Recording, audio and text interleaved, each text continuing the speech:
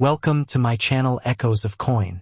What if I told you a single coin marked the moment America quietly said goodbye to silver forever?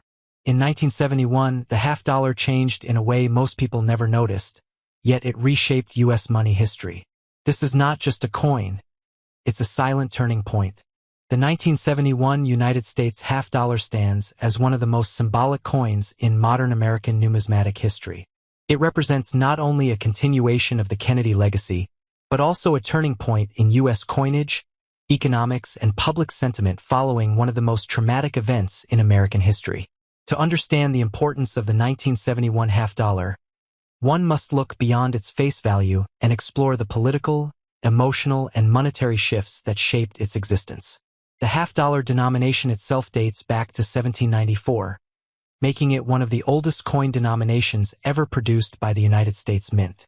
For nearly 2 centuries, half-dollars circulated widely in American commerce, often used in banks, large purchases, and savings.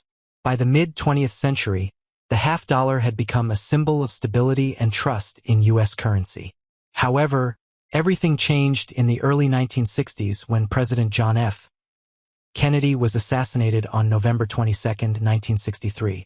In the aftermath of Kennedy's assassination, the nation was overwhelmed with grief. Almost immediately, there was a public movement to honor the fallen president. Congress acted swiftly, approving a redesign of the half-dollar to feature Kennedy's portrait.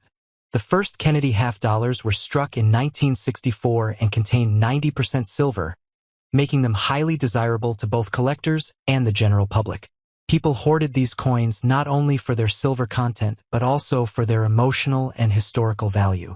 As silver prices rose throughout the 1960s, the U.S. Mint faced a serious problem. The intrinsic value of silver coins began to exceed their face value, causing widespread hoarding and shortages in circulation. In response, the Coinage Act of 1965 reduced the silver content of half-dollars to 40%, while dimes and quarters were changed to copper-nickel clad compositions. This compromise allowed the half-dollar to retain some silver while easing pressure on silver supplies. By the late 1960s, even the 40% silver half-dollars were being pulled from circulation. Americans no longer trusted that silver coins would remain available, and many stored them away as investments or keepsakes. This behavior made the half-dollar increasingly rare in everyday transactions. The U.S. Mint recognized that continuing to produce silver-containing half-dollars was no longer sustainable. The year 1971 marked a decisive break from the past. For the first time since the introduction of the Kennedy half-dollar, the coin was struck with no silver at all. The 1971 half-dollar was produced using a copper-nickel clad composition, consisting of an outer layer of 75% copper and 25% nickel bonded to a pure copper core. This change aligned the half-dollar with the composition already used for quarters and dimes. The obverse of the 1971 half-dollar features a left-facing portrait of President John F. Kennedy. The design was created by Chief Engraver Gilroy Roberts and is widely regarded as one of the most elegant presidential portraits in U.S. coinage. Kennedy's hair is finely detailed, his expression calm yet resolute, capturing both youth and authority. Above his head appears the word liberty, while the phrase "In God We Trust" is split on either side of the portrait. The date, 1971, is positioned below the bust. The reverse of the coin was designed by Frank Gasparo and features the presidential seal. At the center is a heraldic eagle with outstretched wings, holding an olive branch in its right talon and arrows in its left, symbolizing America's desire for peace combined with readiness for defense. A shield rests on the eagle's chest, representing national unity and strength. Surrounding the eagle is a ring of 50 stars, representing the states of the Union. The inscriptions United States of America and half-dollar frame the design. The 1971 half-dollar was minted at 2 locations, Philadelphia and Denver. Coins struck at the Philadelphia Mint carry no mint mark, while those produced in Denver bear a D mint mark located just below Kennedy's neck on the obverse. No proof coins were issued in 1971, as the San Francisco Mint temporarily halted proof production during this period. This makes 1971 notable as the first year since 1964 without any proof Kennedy half-dollars. Mintage numbers for the 1971 half-dollar were relatively high compared to earlier silver issues. The Philadelphia Mint produced over 155 million coins, while the Denver Mint struck more than 302 million. Despite these large numbers, the coin saw limited circulation. By the early 1970s, the half-dollar had largely disappeared from everyday use. Vending machines, parking meters, and cash registers were not designed to accommodate the coin, and public habits had shifted towards smaller denominations. Although the 1971 half-dollar was not widely used in commerce, it became popular among collectors who sought to assemble complete Kennedy half-dollar sets. For many collectors, the 1971 issue represents the beginning of the modern clad era. It marks the moment when the Kennedy half-dollar fully transitioned from a precious metal coin to a standard circulating coin. In terms of value, most 1971 half-dollars are worth only their face value in circulated condition. However, uncirculated examples with strong luster and minimal marks can command modest premiums.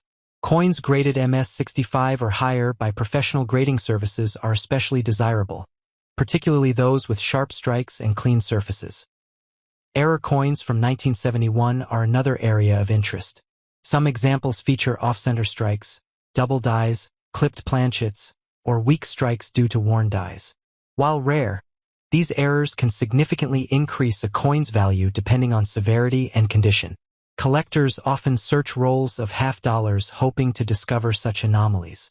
The cultural significance of the 1971 half-dollar goes beyond its monetary worth.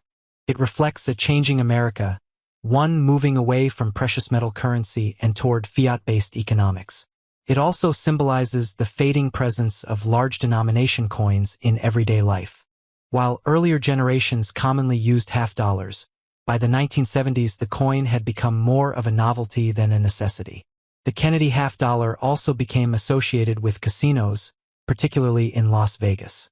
For decades, casinos used half-dollars in slot machines, keeping the denomination alive long after it vanished from most retail environments.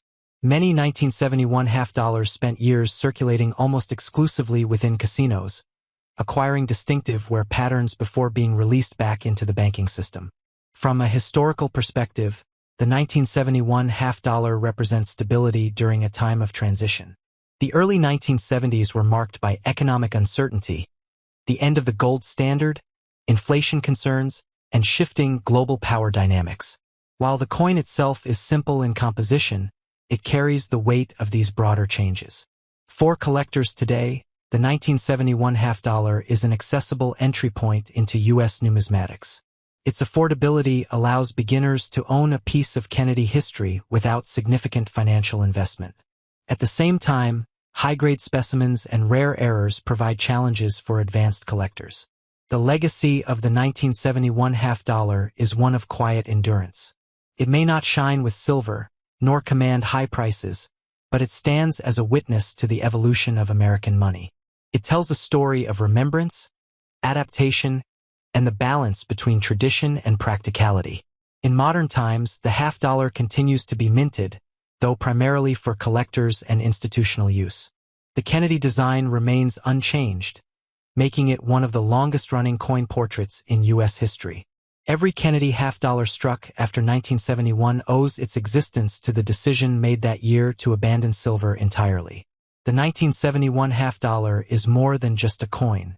It is a symbol of an era when America chose progress over tradition, efficiency over sentiment, and practicality over precious metal. Yet, in doing so, it preserved the image of a president whose legacy continues to inspire generations. For those who hold a 1971 half-dollar today, whether found in a drawer, inherited, or purchased for a collection, it serves as a tangible connection to the past. It reminds us that even the most ordinary objects can carry extraordinary stories of loss, resilience, and change that define a nation.